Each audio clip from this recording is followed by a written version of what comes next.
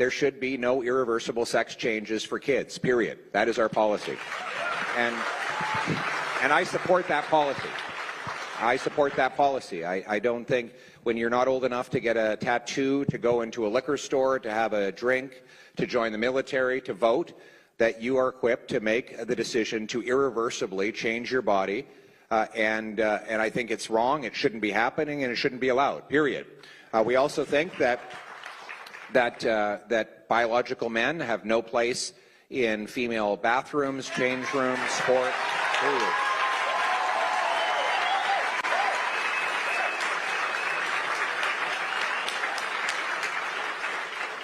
And our policy as a Conservative government would reflect all of the things I just said. Thank you. Good, thank you. Yeah, so you're right about the kids shouldn't be able to get irreversible sex changes. You're right, because that's not a thing.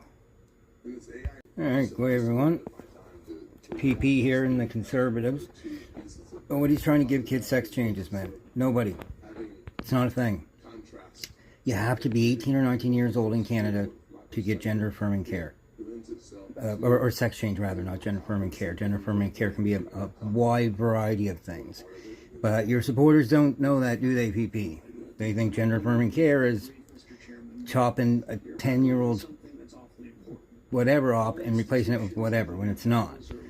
Gender-affirming care can be something as simple as Accutane. For, you know what I mean? So it's not all as clear-cut as you tried to make it out to be, bud. So, yeah. Fuck. But I guarantee you'll have people, oh, they're sending kids to school, and they're chopping their things off, and they're coming home, they're leaving a boy, coming home a girl. That's not happening. None of that's happening. You gotta be 18 or 19 years old. You gotta have fucking therapy. It's a whole process that these people go through. It's not just somebody wakes up and says, I want to transition to whatever. That's not how that shit works, man. Like, just more fear-mongering from the Conservatives is what this is. It's exactly what it is. More fear-mongering about trans folks. And, like, what, you know why that is? Because back in the 90s, it was gay folks. Then people realized, then they realized nobody really cares anymore. Then it was same-sex marriage. Then it got so many years, nobody cares anymore. So now it's trans folks that's the new boogeyman. Every year, there has to be a new boogeyman to whip up the Conservative base. It's called missing pieces of something. It's an actual political ideology or whatever. But, yeah. So. Oh, fuck. Now, as far as men, biological men in women's changing rooms, I agree if it's a guy just walking in. Yeah, I absolutely agree. But then, you know, when somebody takes the time to transition, which is like a multi-level process, I highly fucking doubt it's so they can go in and watch somebody pee. You are fucking one committed pervert if you are doing all of that so you can watch somebody use the bathroom.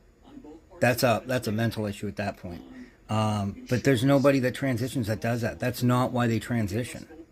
So then, essentially, you would, by stopping that, you're actually enabling that, because if you were to say, if you were originally a biological man and somebody transitioned, if they're originally a biological man, then they have to go into the man's washroom. So then you're sending this woman, by all accounts, she looks like a woman, thinks like a woman, inside feels like a woman. You're sending her into the men's washroom to go to the bathroom. Does that make any fucking sense? Is that fair? No, it's not. It's more nuanced than you're letting it, saying here. So.